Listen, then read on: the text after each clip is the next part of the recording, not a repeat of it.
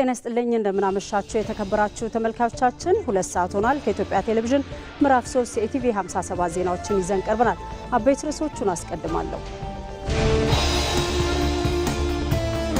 ምክትል ጠቅላይ ሚኒስትር ተመስገን ጥሩነህ በኢትዮጵያ ሙስናን ለመዋጋትና የወጡ ህጎችን ለመተግበር በጋራ መታገል እንደሚገባ ተናገሩ። 22ኛው ዓለም አቀፍ የጸረ ሙስና ቀን ማጠቃለያ መርሃ ግብር ዛሬ ተካሂዷል።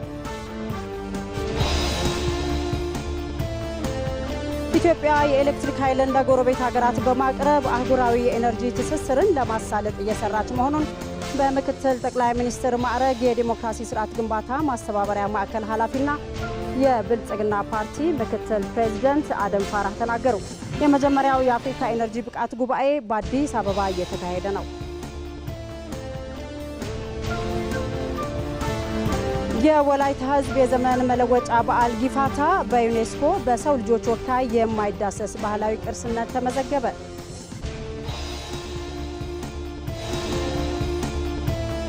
ከውጭ አጋሮቻችን ለደህንነት ዋስትና ከሰጡን ዩክሬን ለምርጫ ዝግጁ ናት ሲሉ ፕሬዝዳንት ቮሎዲሚር ዜሌንስኪ ተናገሩ።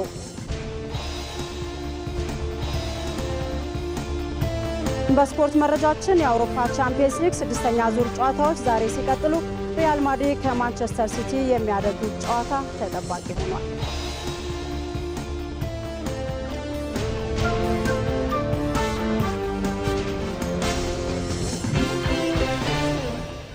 ተመልካቾቻችን ከኢትዮጵያ ቴሌቪዥን የረቡዕ ምሽት የኢቲቪ 57 ዜናዎችን አልጋነሽ ተመካ እየመራው ከእናንተ ጋር ቆይታ አደርጋለሁ። ተመልካቾቻችን የዛሬ የኢቲቪ 57 አጀንዳችን የወላይታ ህዝብ የዘመን መለወጫ በዓል ጊፋታ በዩኔስኮ በዓለም ቅርስነት ተመዝግቧል። በዚህ ጉዳይ ላይ በኋላ ላይ እንግዳ ጋብዘን ተጨማሪ መረጃዎችን ወደ እናንተ የምናደርስ ይሆናል። እንግዳይን አመሰግናለሁ። በኋላ ላይ ተመልሰን የምንገናኝ ይሆናል። አብራችሁን ቆዩ።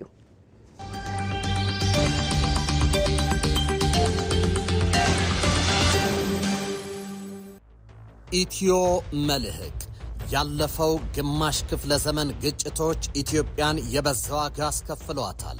እኚህ ጊዜያት ኢትዮጵያ ከሰላም ውጭ አማራጭ እንደሌላት የታየበት ነው። ኢትዮጵያ በሰላምና በሰላም ብቻ ታተርፋለች።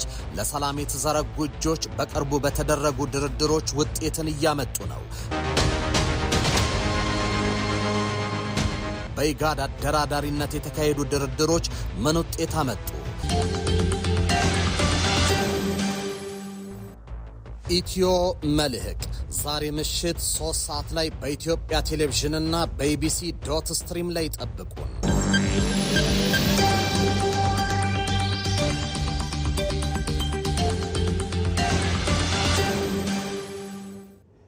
አብራችሁን ቆዩ ተመልካቾቻችን።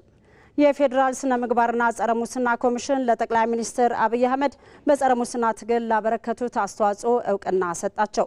ዛሬ በተካሄደው 22ኛው ዓለም አቀፍ የጸረ ሙስና ቀን በዓል አከባበርን ምክንያት በማድረግ በሀገራችን ለመጀመሪያ ጊዜ በተሰጠው የእውቅና ስነ ስርዓት ላይ ለጠቅላይ ሚኒስትር አብይ አህመድ የተበረከተውን እውቅና ምክትል ጠቅላይ ሚኒስትር ተመስገን ጥሩነህ ተቀብለዋል። ለጠቅላይ ሚኒስትሩ የተበረከተላቸው እውቅና ሀገራዊ የጸረ ሙስና ትግል እንዲነቃቃና ተጠናክሮ እንዲቀጥል የመንግስት ዋነኛ አጀንዳ እንዲሆን በማድረጋቸው መሆኑ ተገልጿል።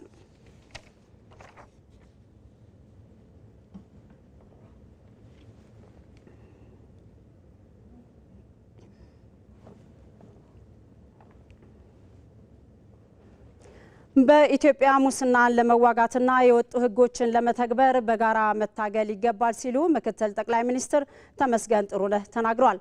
22ኛው ዓለም አቀፍ የጸረ ሙስና ቀን ማጠቃለያ መርሃ ግብርም ዛሬ ተካሂዷል። አለሚልፉ በዚህ ጉዳይ ላይ ዝርዝር አዘጋጅታለች።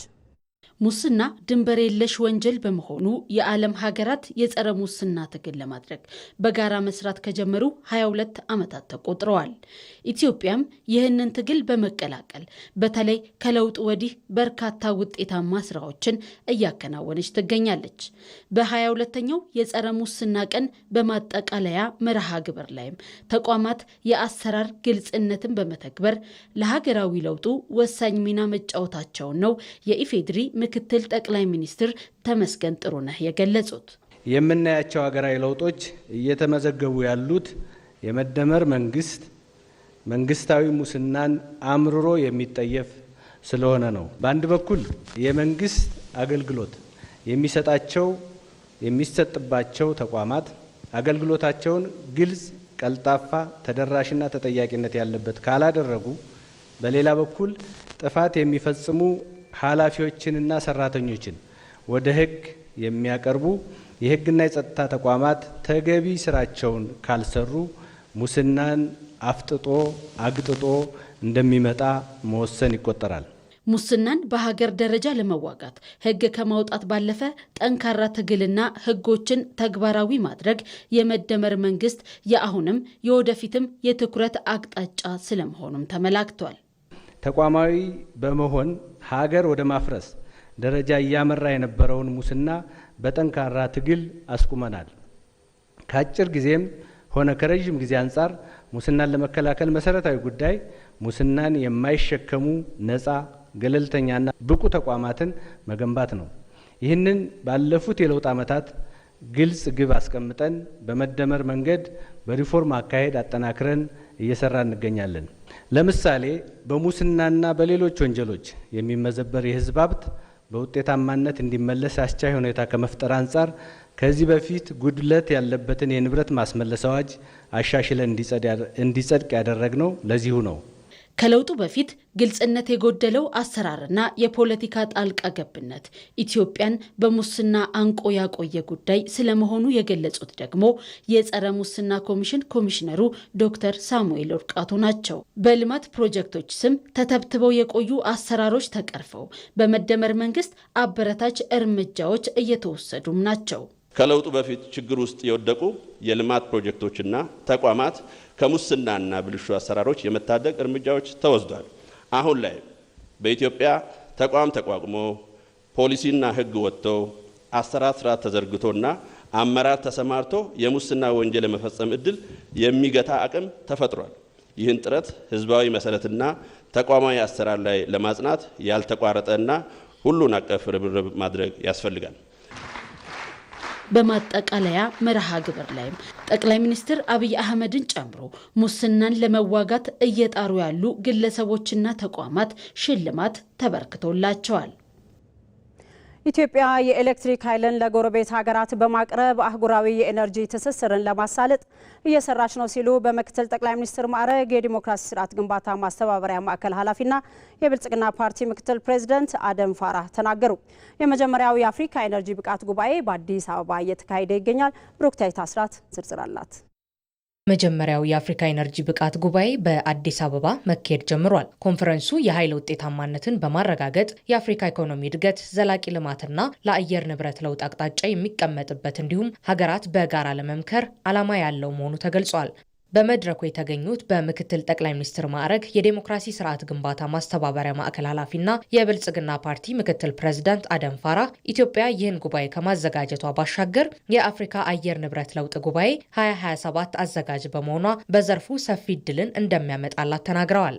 Ethiopia's selection to hold the Global UN Climate Summit ይህ ኮንፈረንስ አፍሪካ የአየር ንብረት ለውጥን ለማምጣት በስፋት እየሰራች በሆነችበት ሰዓት በመሆኑ መልካም ውጤቶችን እንድናይ ያደርገናል። በፈረንጆቹ አቆጣጠር በ2027 ደግሞ ኢትዮጵያ የአፍሪካ አየር ንብረት ለውጥ አዘጋጅ በመሆኗ ለአፍሪካ ሀገራት ያመጣችውን ለውጥ በተለይ የአረንጓዴ እድገት በዓለም መድረክ ላይ እንድታሳውቅ ትልቅ አቅምን ይፈጥርላታል። የራሳችንን ሀብት በመጠቀም አንድን ልማት እንዴት ማብቃት እንደቻለን ማሳየት እንድንችል ያደርገናል። አሁን ላይ ከ95 በመቶ በላይ የሚሆነው የኢትዮጵያ ኤሌክትሪክ ኃይል ከታዳሽ ሀብቶች የተገኘ ነው። በጉባኤው የተገኙት የንግድና ቀጠናዊ ትስስር ሚኒስትር ዶክተር ካሳሁን ጎፌ በአፍሪካ በኃይል አቅርቦቱ ላይ የሚታዩ ተግዳሮትን ለመፍታት ወሳኝ ሚና እንዳለው ተናግረዋል። አፍሪካ የበርካታ ሀብት ባለቤት ናት። ይህም አህጉራዊ ብልጽግናን ለማረጋገጥ ያለን ግባችን ለማሳካትና ወደፊት ለመምራት የሚያስችል አቅም ይሰጠናል። ኢትዮጵያ ከአፍሪካ ሀገራት ጋር ያለውን ግንኙነት ለማሳደግና ከባህር ማዶ ሀገራት ጋር ተጨማሪ ትስስር ለመፍጠር ዝግጁ ናት። በኢትዮጵያ የተከናወነው የአረንጓዴ አሻራ መርሃ ግብር ትልቅ ለውጥ ያመጣና የሀገሪቱን የደን ሽፋን መጨመር የቻለ ነው። ይህ አንደኛው የአየር ንብረት ለውጥን ለማምጣት ታስቦ የተጀመረ ንቅናቄ ነው።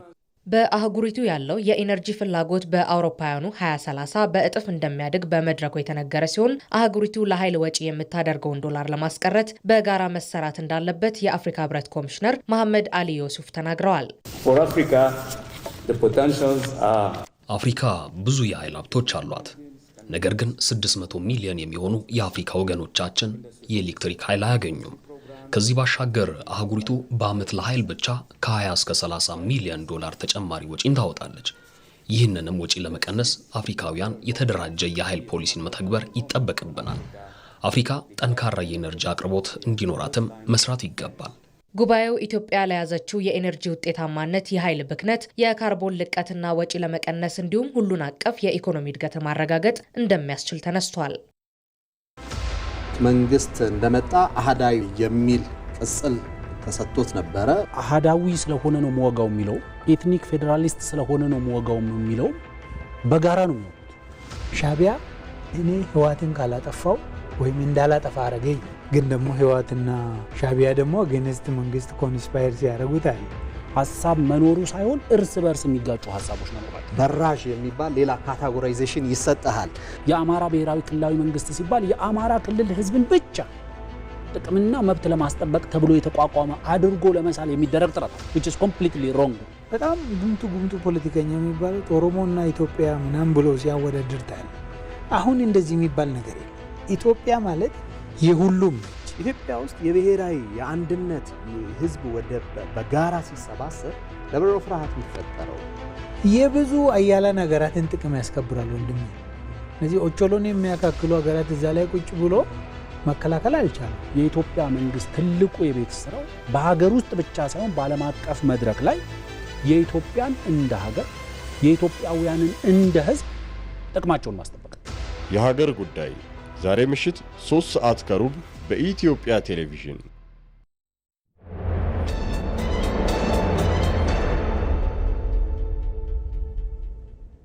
ወደ አጀንዳ ዘገባችን ተሻግረናል። በህንድ ኒው ዴልሂ የተካሄደው የዩኔስኮ 20ኛው ጉባኤ የወላይታ ህዝብ የዘመን መለወጫ በዓል ጊፋታን የዓለም ቅርስ አድርጎ መዝግቦታል። የጊፋታ በዓል የአሮጌው ዓመት ማብቂያና የአዲሱ ዓመት መጀመሪያ የመሸጋገሪያ በዓል ነው። ከትውልድ ትውልድ ሲተላለፍ የመጣው ታላቁ የጊፋታ በዓል ዛሬ በዓለም አደባባይ እውቅናን አግኝቷል። መቅደላዊ ደረጀ የበዓሉ አከባበርና ቅድመ ዝግጅት ምን ይመስላል ያዘጋጀችውን ጥንቅር አብረን እንከታተል። የወላይታ ብሔር ዘመን መለወጫ የሆነውና በወሊያ ቆዶ ዘመን መቁጠሪያ የሚከበረው ጊፋታ አዲሱን ዓመት የሚቀበሉበት ትልቅ ቦታ የሚሰጠው ታላቅ በዓል ነው። ከትውልድ ትውልድ ሲተላለፍ የመጣው ይህ በዓል የአሮጌው ዓመት ማብቂያና የአዲሱ ዓመት መጀመሪያ የመሸጋገሪያ በዓል ነው።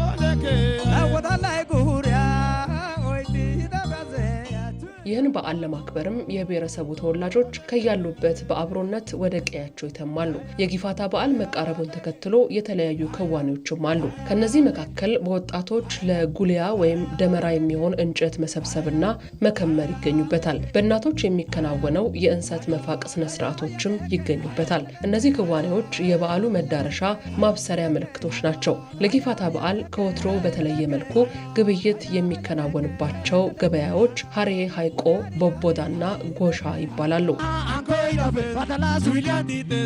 ጊፋታ ማለት በኩር ወይም ታላቅ ማለት ነው። የዩ ጊፋታ የወላይታ ባህል አዋቂዎችና ጥበበኞች የጨረቃን ዑደት ስሌት መሰረት በማድረግ ማህበረሰቡ ከክረምት ወደ ብራ፣ ከጭጋጋማ ድባብ ወደ ብርሃናማ አውድ፣ ከአሮጌው ዓመት ወደ አዲስ ዓመት የሚደረገውን ሽግግር የሚያበስሩበት ነው።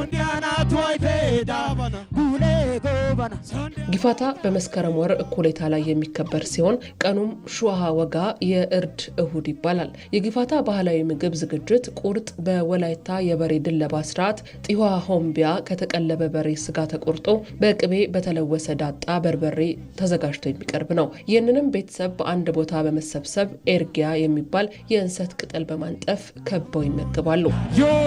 ዮ ጊፋታ አሹጋቴስ አያ ለጊፋታ በዓል ከሚዘጋጁት ምግቦች አንዱ ጉርዱዋ ሲሆን ይህን ለማዘጋጀትም በበልግ ጊዜ ገብስ ዝግጅት ይደረግበታል። ጊፋታ የእርቅ በዓል እንደሆነም ይታመናል። የጊፋታ በዓል ሲቃረብ የተጣላ ዘመድ፣ ጎረቤት፣ ቤተሰብ እንዲሁም ጓደኛ ይታረቃሉ።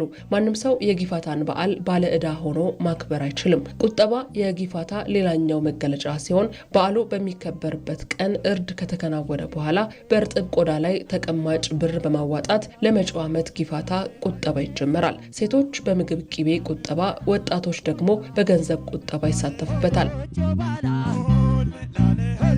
ብዙዎችን የሚያሰባስበው ከኢትዮጵያ ባህላዊ ሀብቶች አንዱ የሆነው የወላይታ ብሔር ዘመን መለወጫ ዛሬ በዓለም መድረክ በዓለም የማይዳሰሱ ቅርሶች መዝገብ ላይ ሰፍሯል። የወላይታ ብሔር ዘመን መለወጫ የሆነው ጊፋታ በዩኔስኮ በማይዳሰስ በሰው ልጆች ወካይ ቅርስነት በመመዝገቡ በኢትዮጵያ መንግስት ስም ልባዊ ምስጋና አቀርባለሁ። የተባበሩት መንግስታት የትምህርት የሳይንስና ባህል ተቋም ዩኔስኮ በህንድ ኒው ዴልሂ የማይዳሰሱ ቅርሶች ጥበቃ ኮሚቴ ጉባኤ ላይ ጊፋታ መስፈርቶችን በማሟላት ከመስቀል በዓል፣ ፍቼ ጫምባላላ፣ የሸዋል ኢድ፣ የገዳ ስርዓትና ከጥምቀት በዓል ጋር መደመሩን ይፋ አድርጓል። ይህ ደግሞ የቱሪዝም ፍሰቱን በመጨመር ቅርሶቹ እንዲጠኑና በዓለም እንዲተዋወቁ በር ይከፍታል። ዛሬ ከወደ ህንድ የተሰማው የምስራች የመላው ኢትዮጵያውያን ደስታ ቀን ሆኖ በታሪክ ተመዝግቧል። ሳሮ ባዳ ሳሮያ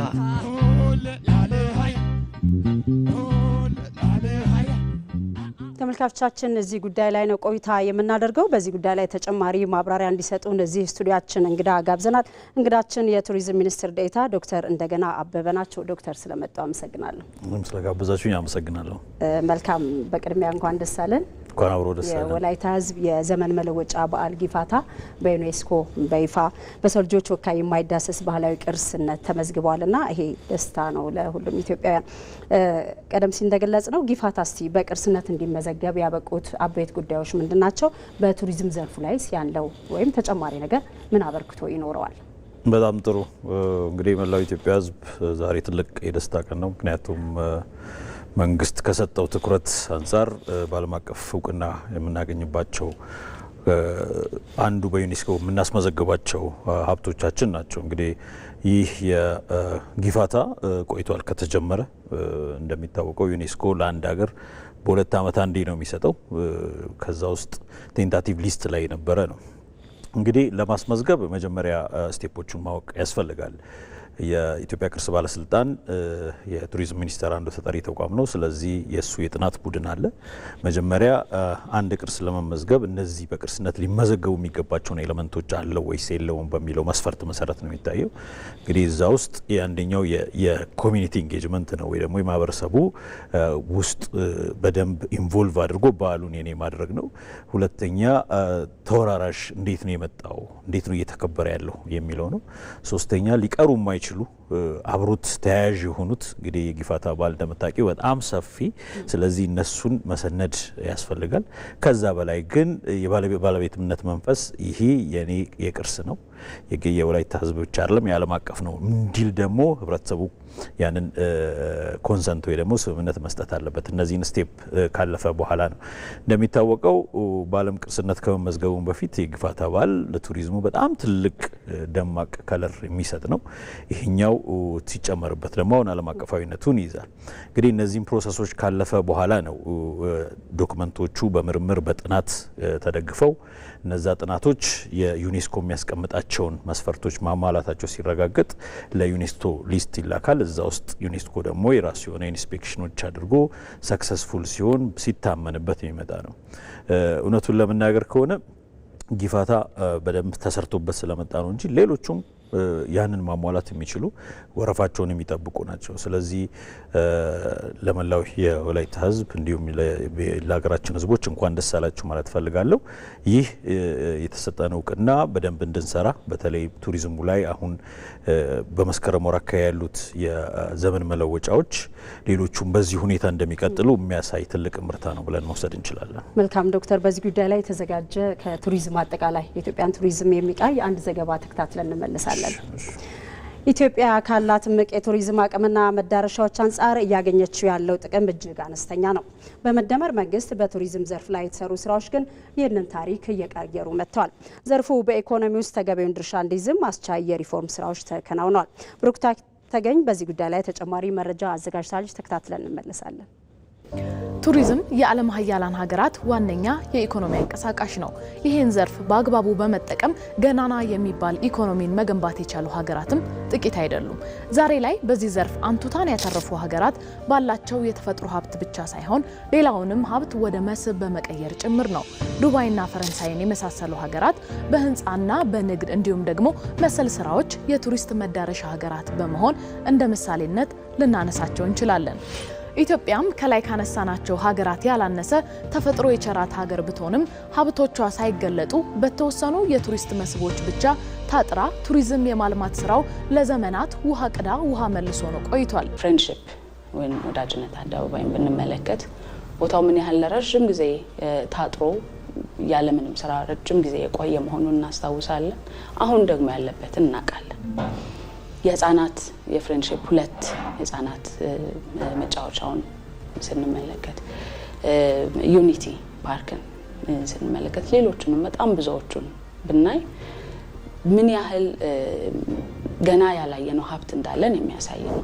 ለዚህም ዘርፉን በአግባቡ አለመረዳትና ያለውን አቅም መግለጥ ካለመቻል የመነጨ እንደሆነ ብዙዎች ይናገራሉ።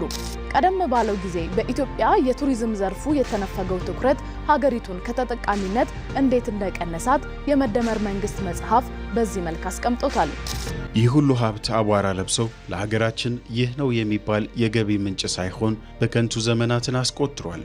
አምላክ ብዙ ተፈጥሯዊ ውበትን አላብሶን ሳለ እንደ ተራ ነገር ጥለነው ኖረናል። የቀደምቶቻችን ድካምና ልፋት የብዙ አስገራሚ ታሪክ ባለቤቶች ቢያደርገንም ቅርሶቻችንን በየቦታው ወድቀውና በየሀገሩ ተበትነው ቀርተዋል። አቧራቸውን የሚያራግፍ የኔ የሚላቸው ባለቤትም አጥተዋል። አንዳንድ ጊዜም ሌሎች በድፍረት ባለቤት ሆነው ሲጠቀሙበትም ይታያል። የድል ታሪኮቻችንንም በተመለከተ ለተወሰኑት በየዓመቱ ከምናደርገው ዝክር ባለፈ ብዙም ቦታ አልሰጠናቸውም። የብዙ ባህሎች መናኸሪያ ብንሆንም እንኳን ለጎብኚዎች ልናደርሰው ይቅርና እኛም በቅጡ አላወቅናቸውም። በአጠቃላይ ብዙ እያለን ምንም እንደሌለን ሁነን የምንኖር ነን። መንግስት ባለፉት ጥቂት ዓመታት ለቱሪዝም ዘርፉ በሰጠው ትኩረት ግን የሀገራችን ጸጋዎችን በመረዳት በማልማት በመጠበቅና በመንከባከብ በገበታ ለሸገር በገበታ ለሀገርና በገበታ ለትውልድ ለምተው በአዲስ መልክ ለጎብኚዎች ክፍት ሆነዋል። ቀደም ባለ ጊዜ ለቱሪስት መዳረሻ ይሆናል ተብሎ የማይታሰብና በገበታ ለሀገር የለማው ቤኑና ሪዞርትን ለዚህ ምሳሌ ማድረግ እንችላለን። የዝሆን ዳና ሎጅም የዚሁ ታሪክ አካል ነው። የዛሬ 3 ዓመት ገደማ ወደዚህ ስፍራ ስንመጣ አንዲት ዘለላ ሳር ማየት ብርቅ ነበር። ከፍተኛ ሙቀት አለ፣ ፍሬሽ ውሃ የለም፣ አፈሩ በአሲድ የተበላ ነው፣ ለኑሮ ምቹ አይደለም የሚባል ይህንን ስፍራ መለወጥና ምቹ ማድረግ ከቻል በየትኛውም የኢትዮጵያ ጫፍ ብንሄድ ከዚህ የከፋ ፈተና ሊገጥመን ስለማይችል ለኢትዮጵያ ብልጽግና መሰረት መጣል ይቻላል የሚል ሙሉ እምነት ነበረን። በጣም ፈታኝ በጣም አድካሚ ስራ ነበር። ከስራውም በተጨማሪ ለህዝብ እንደሚሰራ ስፍራ ሳይሆን ለሌላ ፐርፐዝ እንደሚሰራ ስፍራ ከሚሰሩ ፕሮፓጋንዳዎች ጋር ታክሎ ይህንን ስራ በቁርጠኝነት መፈጸም ቀላል አልነበረም። እነዚህ ስራዎች ማህበረሰብንና ተፈጥሮን በማቀናጀት የተሰሩ ስራዎች ሲሆኑ በእነዚህ ፕሮጀክቶች አማካኝነት በ2018 ሩብ ዓመት ብቻ 400,000 የሚጠጉ የውጭ ቱሪስቶች ኢትዮጵያን ጎብኝተዋል። እነዚህ አዳዲስና ነባር የቱሪስት መዳረሻዎች መልማታቸው የቱሪስት ፍሰትን ከመጨመር ባለፈ ከተሞች ዘመናዊነትን እንዲላበሱ አስችለዋል። ቅርሶች ላይ ብቻ ተመርኩዞ የቆየው የቱሪስት አካሄድንም የቀየሩ ናቸው። በተጨማሪም ሰፊ የውጭ ምንዛሬ ወደ ሀገር እንዲመጣ አስችሏል። መሰረተ ልማትን በማሟላት ረገድ ኢንቨስትመንት እንዲስፋፋም ያስቻለ ሆኗል። ሰዎች በአቅራቢያቸው ኖረው ነገር ግን ለጉብኝት የማያስቧቸውን ቦታዎች እንዲለሙ በማድረግም በውጭ ሀገር ጎብኚዎች ላይ ተንጠላጥሎ የቆየው እይታ ተቀይሯል። በ2018 በመጀመሪያው ሩብ ዓመት የሀገር ውስጥ ጎብኚዎች መጠን 15 ሚሊዮን ለማድረስ ታቅዶ 23.5 ሚሊዮን ጎብኚዎችን ማንቀሳቀስ ተችሏል። እነዚህ የቱሪስት መዳረሻዎች የቱሪስት ፍሰቱን ከመጨመራቸው ባሻገር ለአካባቢው ነዋሪዎች የስራ ዕድል፣ ለከተሞችም ልዩ ውበትና መልክን አጎናጽፈዋል። መልካም ዶክተር፣ ወደ እርስዎ ልንበለስ። ቀደም ሲል ስንከታተል ነበር እንደ ሀገር ቱሪዝም ዘርፍ ላይ የተሰሩ ያሉ በርካታ ስራዎችን ስንመለከተ ነበርና እስቲ የመደመር መንግስት የበለጸገች ኢትዮጵያን ኦን ለማድረግ በተለይ ደግሞ ቱሪዝም ከአምስቱ የኢኮኖሚ ምሰሶች ዋነኛ ሆኖ ተቀምጧልና ምንድነው ያስቀመጣቸው የመደመር መንግስት? ቀደም ሲል ባልደረባችንም ስትገልጸው ነበር ተስፋን መትከል፣ አቧራን ማራገፍና ውበትን መግለጥ በሚል ነው የመደመር መንግስት መጽሐፍ ላይ የተቀመጠውና እስቲ ለዘርፉ የተሰጠው ትኩረት ምንድነው? የተገኙ ውጤቶችስ ምንድናቸው? በተጨባጭ በጣም ጥሩ። እንግዲህ የመደመር መንግስት በተለይ አንድ መር ኢኮኖሚ ከነበረበት ብዛ ኢኮኖሚ ውስጥ ሲገባ አንዱ ካያቸው ዘርፎች ውስጥና ትልቅ ትኩረት ያገኘው ቱሪዝም ነው። ቱሪዝም በጣም ብዙ ሰው የሚያንቀሳቅስ ብዙ ሀብት የሚያንቀሳቅስ ስራ መፍጠር የሚችል በዓለም ደረጃ ካሰብን የጂዲፒን 10% የስራ መፍጠራንም 10% ድረስ የሚሄድ ነው። በእኛ ሀገር በጣም ዝቅ ያለ ከ3% በታች የነበረው ተንጠላጥሎ የነበረውም በውጭ ቱሪስት ነው እና ስለዚህ በመደመር መንግስት ልክ እንደተቀመጠው የመጀመሪያው ነገር የአተያየት ለውጥ ነው የተደረገው። ይሄ ትልቅ ኢኮኖሚ ማንቀሳቀስ እንደሚችል ሁለተኛው ሀብቶቻችን ምንድናቸው ብሎ መለየትን ነው በደንብ ያስቀመጠው። መለየት ብቻ ሳይሆን የትኛው ካታጎሪ ምክንያቱም ኢትዮጵያ መምጣት የሚችለው በአብዛኛው ቅርሶቻችን የሚጎበኝ ታሪካችንን ብቻ መስማት የሚችል ነው። በጣም ብዙ ሀብቶች ግን አሉ። ተፈጥሮ ሀብታችን አለ፣ ታሪካችን አለ፣ ባህላችን አለ፣ ህዝቦቻችን፣ አመጋገቦቻችን። ስለዚህ ያንን በደንብ ከለየ በኋላ ወደ ማልማቱ ሲኬድ ደግሞ ማልማቱ ዓለም አቀፋዊ ስታንዳርድን የጠበቀ የግል ሴክተሩን ሊያነቃቃ በሚችልና የግል ሴክተሩ በምን አይነት ሴታፕ ሊገባበት በሚችል ሁኔታ ይለማ ነው። እንግዲህ ከለየን ማልማት ከጀመርን ደግሞ መጠበቅ ያስፈልጋል። በዛም ሰስቴናብል ቱሪዝምን በማስቀጠል ህብረተሰቡ ተጠቃሚነትን በማስቀጠል በደንብ የለየ አዳዲስ መዳረሻዎችን መስራት ብቻ ሳይሆን የነበሩት ላይ ደግሞ እሴት መጨመር። ምክንያቱም አንዱ የቱሪስት ቆይታን የሚጨምረው እሱ ነው። እሱ ላይ አማኒቲዎችን መጨመርና የነበሩትን ጉለቶች በማሙላት ነው። ይህ ሁሉ እንግዲህ ከተደረገ ታሪኮቻችን አቧራ ለብሶ ከሚቀሩ ወደ አሻራ እንዲቀየሩ ከአሻራ አልፎ ግን ትሩፋት እንዲያመጡ ይፈለጋል። እዛ ውስጥ ትልልቅ ስራዎች እየተሰራ ነው። አንደኛው በደንብ ሀገርን ማስተዋወቅ፣ እነዚህን ቦታዎች ማድረግ። ሁለተኛው ኮኔክቲቪቲ ነው። እንደምናየሹ ቱሪዝሙ በትራንስፖርቱም በእግርም በሰማይም በባቡርም በጣም ብዙ እንቅስቃሴ ስለሚፈልግ እነሱን በመጨመር ትልቅ ትኩረት ተሰጥቶታል። ቅድም እንዳየነው አሁን እነ ቤኑና በመኪና ብቻ ሳይሆን በባቡርም ለመሄድ የሚያስችሉ ብዙ ኦፕሽኖች እንዳሉት ሌሎቹንም እንደዛ በማድረግ ትልቅ ትኩረት ተሰጥቶታል። እንግዲህ አቧራው ተራግፎ አሻራ ከሆነ አሁን ወደ ትሩፋቱ ደግሞ ትልቅ ስራ ይጠብቀናል። የተቀመጠው አቅጣጫ እሱ ነው። እንግዲህ ኢትዮጵያ ማግኘት ያለባትን አላገኘችም። በጣም ብዙ ሀብቶች ነው ያሉን። በአንድ ጊዜ ሞቃቱንም ደጋውንም በተፈጥሮም ከሄድሽ ማግኘት ይቻላል። የዱር እንስሳቶቻችን እንደዛ ነው። ሰፋፊ ፓርኮቻችን አሉ። ለነሱ የሚሆን መዳረሻውን ማልማት ማስተዳደር ደግሞ በደንብ በፖሊሲ በስትራቴጂ ተደግፎ የግሉ ሴክተር ወጣቱን ሴቱን በደንብ ወደ ስራው በማስገባት እንግዲህ መደመር መንግስት ላይ ያየነውን ምሰሶነቱን በደንብ ማስቀጠል ደግሞ ስራ ይጠብቀናል። መልካም። የቱሪዝም ሚኒስትር ዴኤታ ዶክተር እንደገና አበበ የወላይታ ሕዝብ የጊፋታ በዓል በዩኔስኮ መመዝገብ ምክንያት አድርገው አጠቃላይ እንደ ሀገር ቱሪዝም ላይ የተሰሩ ያሉ ስራዎችን አስመልክተው ለሰጡ ማብራሪያ አመሰግናለሁ። መልካም ምሽት። እኔም አመሰግናለሁ። መልካም ምሽት።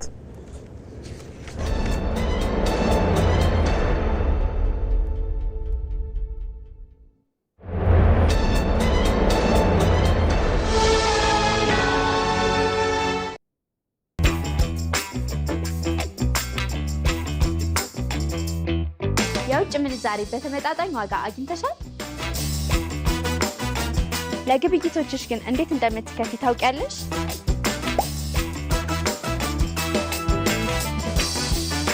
ለካፌ አገልግሎትስ? የዕለታዊ ወጪዎችሽን ክፍያ? የምታርፊበት ቦታስ እንዴት እንደምታስይዢ አስበሽበታል? ጥሬ ገንዘብ ይዞ መንቀሳቀስስ ለደህንነትሽ አላሰጋሽም? አታስቢ፣ ለዚህ የሲቢኢ ማስተር ካርድ አለልሽ። ሽልማትስ እንዳለው ነግሬሻለሁ። በሲቢኢ ዓለም አቀፍ ማስተር ካርድ ደንበኞች ዓለም አቀፍ ግብይቶችን በቀላሉ እንዲፈጽሙ የቅድመ ክፍያ አገልግሎትን አዘጋጅቷል። አገልግሎቱንም በክፍያ መፈጸሚያ ካርድ እንዲሁም በቨርቹዋል አማራጮች ከመቅረቡም በላይ የማስተር ካርድ ቅድመ ክፍያ በፈጸሙ በ2 ሳምንታት ውስጥ ሂሳብ ለሚያንቀሳቅሱ እድለኛ ደንበኞች አጓጊ ሽልማቶችን አዘጋጅቷል። በዘመናዊ ማስተር ካርድ ያሸውትን ይገበያዩ፣ ይደሰቱ። የኢትዮጵያ ንግድ ባንክ ሁሌም የሚተማመኑበት ባንክ።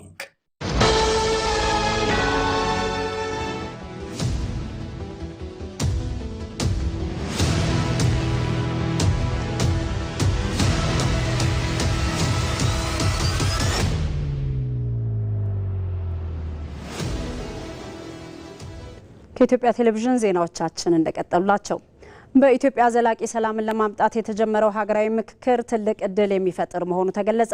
በእስካሁኑ ሂደት ያልተሞከረውን አዲስ መንገድ መጓዝን እንደሚመርጥ የሚገልጸው የመደመር መንግስት ለሀገራዊ ምክክሩ ስኬት የድርሻውን እየተወጣ መሆኑም ነው የሚገለጸው። በዚህ ጉዳይ ላይ ይመራደም ተጨማሪ ዘገባ አዘጋጅቷል። ተከታትለን እንመለስ።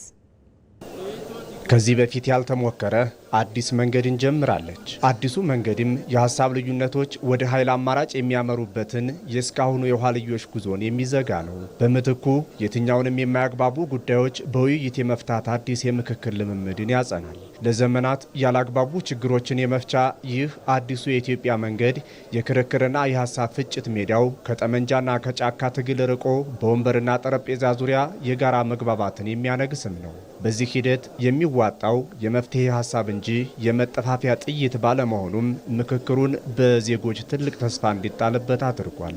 የጋራ የሆኑ ነገሮችን ነገ ለትውልድ ማስረከብ ለሚገቡን ነገሮች ላይ የትኛውንም የፖለቲካ አመለካከት ያዝ የትኛውንም የፖለቲካ አቋም ያዝ ሊያግባቡን በሚችሉት ላይ የራሳችን የሆነ አሻራ ማሳረፍ መቻል አለብን። የራሳችን የሆነ አስተዋጽኦ ማድረግ መቻል አለብን። የኔ ያንተ የሱ የሷ የሁሉም ድምር ውጤት ነው አገርን ከፍ ሊያደርግ የሚችለው።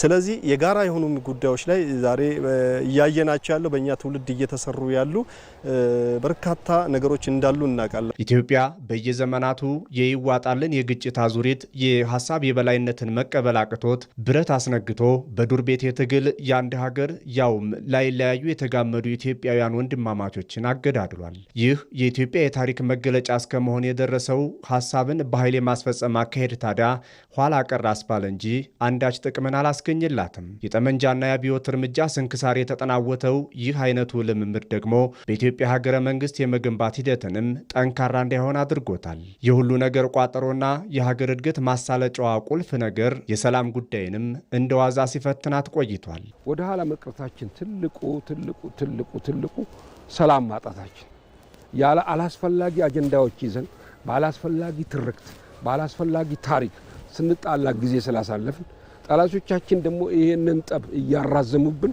እርስ በራሳችን እንድንዋጋ አድርገው ፕሮክሲ ዋሮች ስለሚበዙ አንድ ቀን የተወሰነ ጊዜ ሴትል እንዳላገኘች አሁን ባለው ሁኔታ ላይ ኢትዮጵያ በ10 ዓመት 20 ዓመት ሴትልመንት ብታገኝ አዳጊ የሆነች አገር ነች። ስለ ሀገርና የጋራ ሰላም ሲባል ወንበር ስቦ ነፍጥ ዘቅዝቆ ቁጭ ብሎ መነጋገር ባለመቻሉ ኢትዮጵያ ብዙ ነገር አምልጧታል። ባሳለፈቻቸው ጉዞ ውስጥ ባይኖሩ ባይከሰቱና ባይደገሙ የሚባሉ በርካታ ስብራቶች ተስተናግደዋል። እናም ስብራቶች ተጠግነው ኢትዮጵያ ትውልድ ወደሚፈልጋትና ዓለም ከደረሰበት ስልጣኔ ለመድረስ አሁን ላይ በብዙ መንገድ ጥረት ላይ ነች። ዘላቂ ሰላም ተገንብቶ ሁሉም የሚጠቀምበት እድገት ይመጣ ዘንድ በመሰረታዊ ጉዳዮች ዙሪያ ሀገራዊ መግባባትን ለመፍጠር በሀገራዊ ምክክር ኢትዮጵያ እየመከረች ነው። በጣም ብዙ ምክንያት የምናረጋቸው መሰረታዊ ቅራኔዎቻችን በሀገራዊ ምክክር ከተፈቱ ያለን የሰላም ጥያቄም መልስ የማግኘት እድል አለው። ስለዚህ ምክክር ማድረግ የሚቻልበትን መንገድ ማሰብ አንድ የምክክር ባህል ማዳበሪያ እድልም አድርጎ መውሰድ ይቻላል። በስካሁኑ ሂደት ያልተሞከረውን አዲስ መንገድ መጓዝን እንደሚመርጥ የመደመር መንግስት ይገልጻል። ኢትዮጵያ በሀገረ መንግስት ግንባታ ጉዞዋ ያጣችውን ችግሮችን በውይይት የመፍታት ባህል አሁን ላይ ወርቃማ እድል ሆኖ መጥቶላታል። ችግሮች የቱንም ያህል በዝተው ቢፈትኑ የመውጫ መንገዱ ኢትዮጵያ የጀመረችው ሁሉን አካታች ውይይት ነው። ሳያግባቡ የቆዩ ጉዳዮች ለአንዴና ለመጨረሻ ጊዜ ልባትን እንዲያገኙና ለኢትዮጵያ የማንሰራራት ጉዞ ተደማሪ አቅም እንዲፈጠር ቅንና ቀናነት ከትውልዱ ይጠበቃል። ያለፉት ጥቂት ዓመታት የኢትዮጵያ ሰላም ዲፕሎማሲ ግንኙነት የተጠናከረበትና እድገት የታየበት ዓመት ነበር። የኮፕ 32 ጉባኤን ኢትዮጵያ እንድታስተናግድ ለመመረጧ የኢኮኖሚ እድገቱና በዓለም አቀፍ ደረጃ የዲፕሎማሲ ተቀባይነቷ እያደገ መምጣቱ ሌላኛው ማሳያ ነው። በዚህ ጉዳይ ላይ ባልደረባችን አስማረ ብርሃኑ ያዘጋጀውን ዘገባ እንከታተል። ያለፉት ጥቂት ዓመታት የኢትዮጵያ ዓለም አቀፍ ዲፕሎማሲያዊ ግንኙነት የተጠናከረበትና እድገት የታየበት ነው። ለዚህም ኢትዮጵያ እየተከተለች ያለው የውጭ ግንኙነት ፖሊሲና ለኢኮኖሚያዊ እድገቱ የተወሰዱ እርምጃዎችና የተገኙ ለውጦች ምክንያት ናቸው። የምግብ ሉዓላዊነትን ለማረጋገጥ የተሰሩ ስራዎች ኢትዮጵያ በዓለም አቀፍ መድረክ ያላትን ቅቡልነት ከፍ ካደረጉ ስራዎች ተጠቃሽ ነው። ኢትዮጵያ ለስንዴ ምርት የሰጠችው ትኩረት አንዱ ትልቅ ውጤት የተመዘገበበትና ዓለም አቀፍ አድናቆትን ያስገኘ ነው።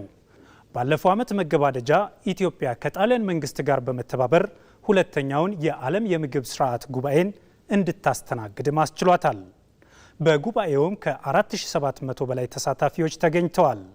ከዋናው ጉባኤ በተጓዳኝ ደግሞ 31 የተለያዩ የጎንዮሽ ሁነቶች ተካሂደዋል። ይህ ሁለተኛው የዓለም የምግብ ስርዓት ጉባኤ የኢትዮጵያን ዲፕሎማሲያዊ ግንኙነት ይበልጥ ያጠናከረና ዓለም አቀፍ ቅቡልነቷንም ያሳደገ ነው። ባለፈው ዓመት መገባደጃም ከጳጉሜ 3 እስከ 5 ኢትዮጵያ ያስተናገደችው ሁለተኛው የአፍሪካ የአየር ንብረት ለውጥ ጉባኤ ትልቅ ዲፕሎማሲያዊ ድል የተመዘገበበት ነበር። በጉባኤው ከ20 ሺህ እስከ 25 ሺህ ሰዎች ተሳትፈውበታል። የ45 የአፍሪካ ሀገራትና የሌሎች ሀገራት መሪዎች፣ ዓለም አቀፍ ድርጅቶች፣ ዲፕሎማቶች፣ አምባሳደሮች፣ በዘርፉ የተሰማሩ ግብረሰናይ ድርጅቶች፣ ሲቪል ማህበራትና ሌሎችም ባለድርሻ አካላት ተገኝተውበታል። ከጉባኤው በተጓዳኝ ኢትዮጵያ የሁለትዮሽና የባለብዙ ወገን ግንኙነቷን አጠናክራባታለች። ይህ አህጉራዊ ጉባኤ ለኢትዮጵያ ዲፕሎማሲያዊ ግንኙነት መጠናከር አንዱ ማሳያ ነው። ሌላው ኢትዮጵያ የአየር ንብረት መዛባትን ለመከላከል በአረንጓዴ አሻራ የሰራችው ስራ ትልቅ ዲፕሎማሲያዊ ድል የተመዘገበበት ነው። ባለፉት 7 ዓመታት ከ47 ቢሊዮን በላይ ችግኞች በአረንጓዴ አሻራ መርሃ ግብር ተተክለዋል። ይህም ተመናምኖ 17.2 በመቶ የነበረውን የሀገሪቱን የደን ሽፋን መጠን ወደ 23.6 በመቶ አሳድጎታል። እናም ይህ የአረንጓዴ አሻራ ተሞክሮ ከጎረቤት ሀገራት አልፎ በሌሎች ሀገራትም ተሞክሮ ሆኖ እየተሰራበት ይገኛል። ኢትዮጵያ በአካባቢ ጥበቃ እየሰራች ባለችው ጠንካራ ስርዓት ምክንያትም የዓለም ሀገራት አምነውበት የኮፕ 32 ጉባኤን እንድታስተናግድ መርጠዋታል። ይህን ጉባኤ ማስተናገዷ አሁንም ይበልጥ የዲፕሎማሲያዊ ግንኙነቷን የሚያሳድግ ይሆናል። በታላቁ ህዳሴ ግድብ ግንባታ ኢትዮጵያ ከጎረቤት ሀገራት ጋር በጋራ ለመበልጸግ ያላት አቋምም ዲፕሎማሲያዊ ድል የተገኘበት ነው።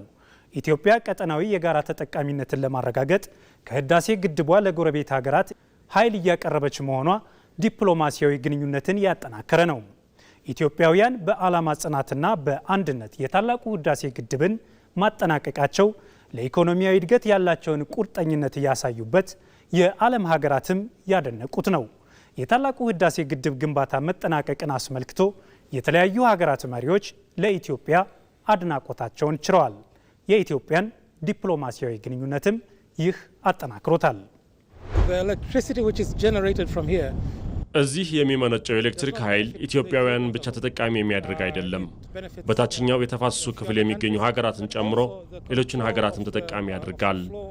ፓን አፍሪካዊ አንድምታ ያለው ቀጠናዊ ፕሮጀክት ነው ማለት ይቻላል። መላው አፍሪካዊ ሊኮራበት ይገባል።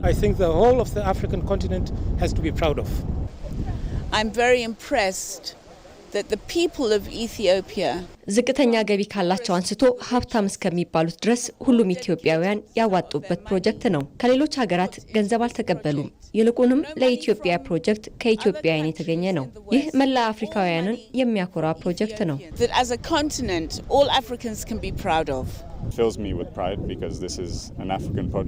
ይህ አፍሪካዊ ፕሮጀክት በመሆኑ ኩራት ይሰማኛል። ፓን አፍሪካዊነትን የምታቀነቅን ከሆነ በየትኛውም የአህጉሪቱ ክፍል የሚሰራ ልማት ያስደስትሃል። ምክንያቱም አፍሪካ እንድታድግ እንፈልጋለን። በአዲስ አበባ ከተማና በክልል ከተሞች እየተሰራ ያለው የኮሪደር ልማትም የኢትዮጵያን ገጽታ የገነባ ነው።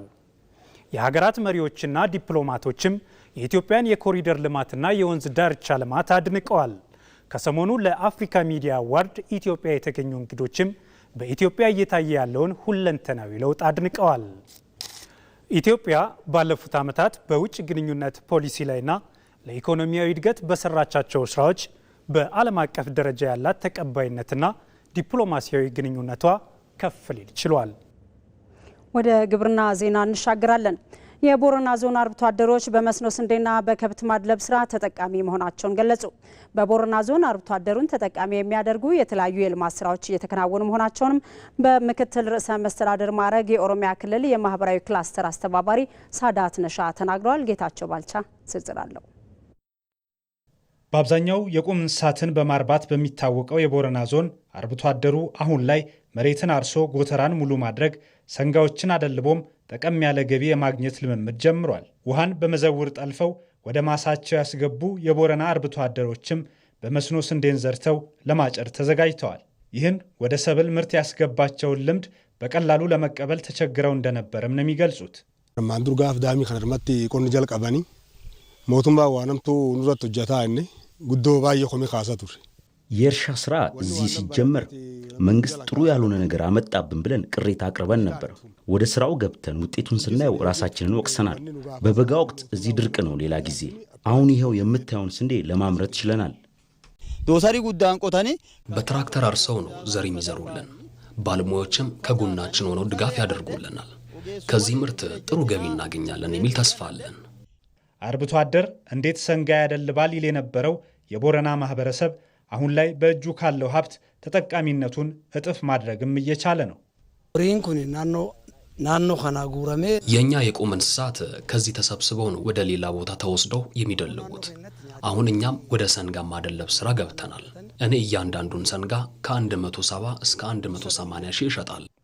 በቦረና ዞን አርብቶ አደሩን ተጠቃሚ የሚያደርጉ የልማት ስራዎችን ተዘዋውረው የተመለከቱት በምክትል ርዕሰ መስተዳደር ማዕረግ የኦሮሚያ ክልል ማህበራዊ ክላስተር አስተባባሪ አቶ ሳዳት ነሻ መንግስት የአርብቶ አደሮችን ኑሮ ለማሻሻል የነደፈው ስትራቴጂ ውጤታማ እየሆነ መምጣቱን ተናግረዋል።